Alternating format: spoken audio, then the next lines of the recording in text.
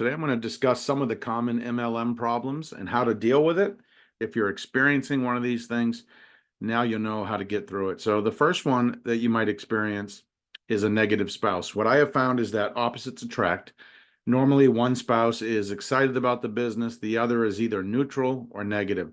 That's probably 99 out of 100 cases. Every once in a blue moon, you'll find both spouses are excited.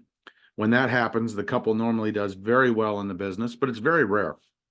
If you're dealing with a negative spouse about the business, stick with it. One of the reasons spouses get negative is a lot of these MLM reps, they join a new company every 2 or 3 months. They keep quitting, they keep rejoining, they keep switching companies. So their spouse has a reason to be negative.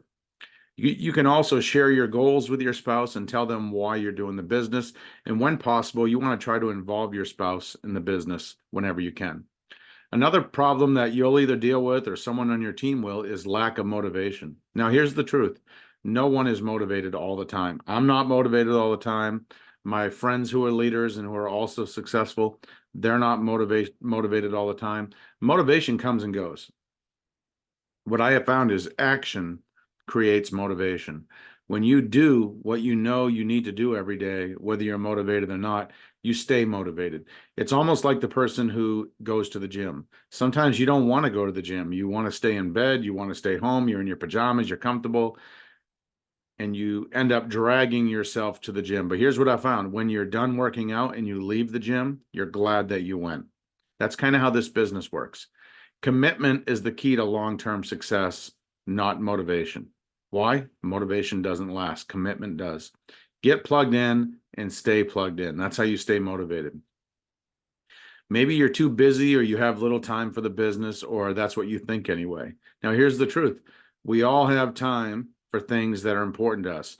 There are people who say they don't have time to do the business, but they'll watch Monday Night Football. They'll stay updated on the most recent series on Netflix.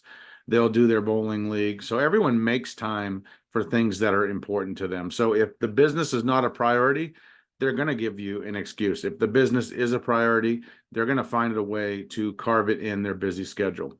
You want to work from a schedule and a daily action plan. You want a daily to-do list. You want to basically make a work schedule for your business just like you have for your job. You go to your job when you're not motivated. Why? Because you want to make the money and you want to pay the bills. Same thing for your business.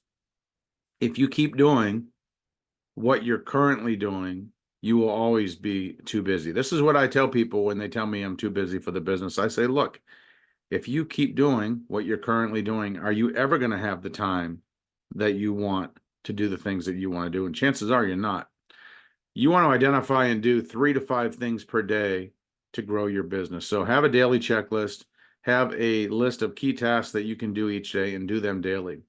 Another one is market saturation.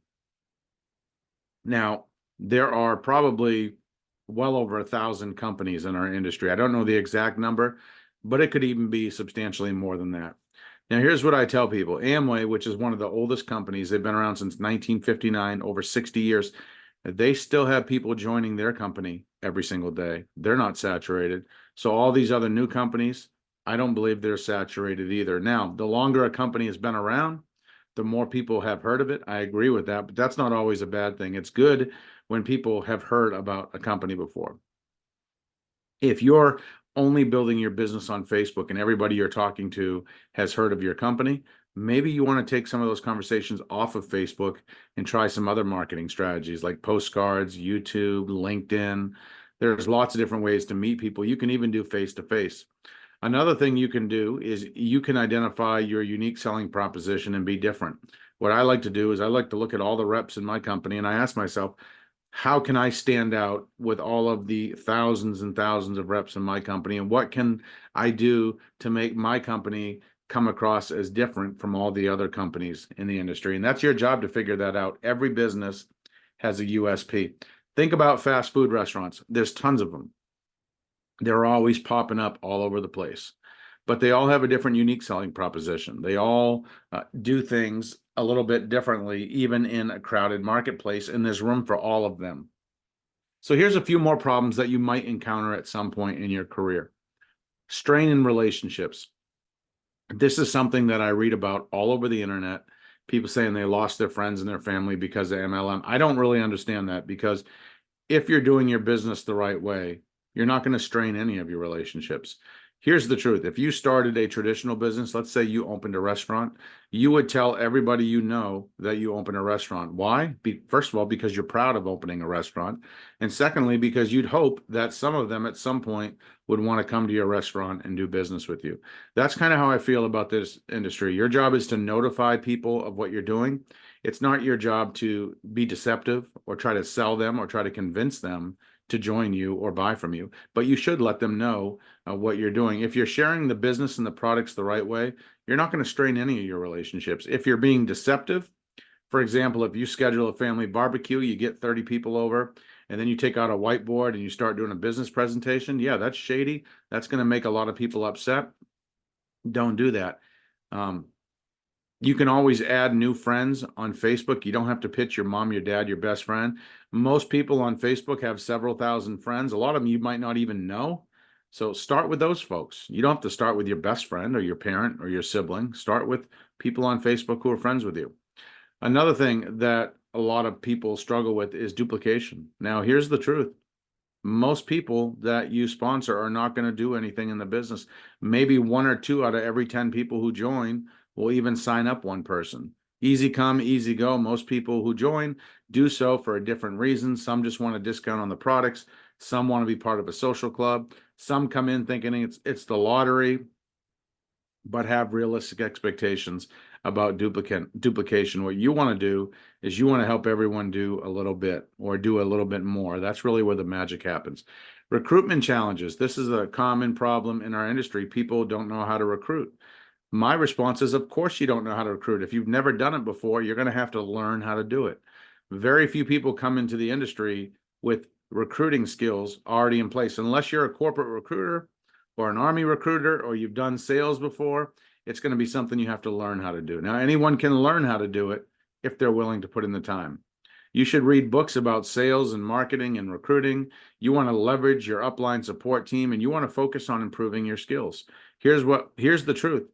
If you approach a lot of people, you're going to learn how to recruit. You might look like a fool for a little bit. You might make some mistakes, but you will master the art of recruiting just by getting out there, rolling up your sleeves, getting in the trenches, making some mistakes. The last problem that is pretty common in our industry is attrition, or turnover, as some industries might call it. In other words, people quitting your business. Now, here's the truth. Most people are going to quit no matter what you do. Probably 50 to 80% of your team is going to quit every year. I know that sounds brutal, but this is pretty common in a lot of industries with employee turnover. In the sales professions, especially, for example, life insurance salespeople, realtors, insurance agents, very high turnover. Why? Some people decide that selling is not for them. A lot of people just don't work the numbers. Some people, they want a more secure job with an hourly pay rather than working on commission. So people join and people quit for many different reasons. If you get people using the products and your company has good products, you're probably going to keep a lot more people. Also, if you taproot and you help people sign up a few people, if possible, that's going to help a lot. I have found fewer people will quit if they have something to lose. One of my friends in a different company than me, her company did some research, and they basically found if a person had 10 or more people in their team, the likelihood of them quitting was almost zero. So your goal is to get people to have 8 or 10 people on their team as quickly as you can, because people will do a lot to avoid pain because of the fear of loss. So if you give people something to lose, it's a higher likelihood they're going to stick around. You also want to give people realistic expectations. A lot of people, they join our industry, and it's funny, they might be making 30 grand a year in their job. They've been working 15 or 20 years, but they come in this industry and they expect to make 100 grand their first year working part-time with no skills, which to me is a very unrealistic expectation. So our job is to give all of our new people realistic expectations. This is where we match up their skill with their work ethic and their goals, and we make sure those align. Otherwise, they're going to end up disappointed. You're going to end up disappointed. And sometimes even just reducing attrition by a small percent can have a huge positive impact in your business. So these are the most common MLM problems that I've experienced. Maybe you've experienced some of these. If you haven't, you probably will at some point in your career. I hope you got some value from today's training. I do want to tell you this. Problems are always going to happen. In any business, you're always going to have problems. It's how you handle your problems that makes the biggest difference. To expect that there's never going to be a problem is very unrealistic. In fact, the bigger the team and the more money you make, the more problems you're going to have. And the reason you can make that kind of money is because you can solve problems. You can put out fires. You can make things happen. So I hope you enjoyed today's training. Don't forget to like, comment, share, and subscribe. You can also check out the links and resources in the description box below this video. I do post a new video every day, so please check back often. And as a quick disclaimer, individual results will vary. This training is for educational purposes only. Thanks for stopping by. Have a great day. See you at the top.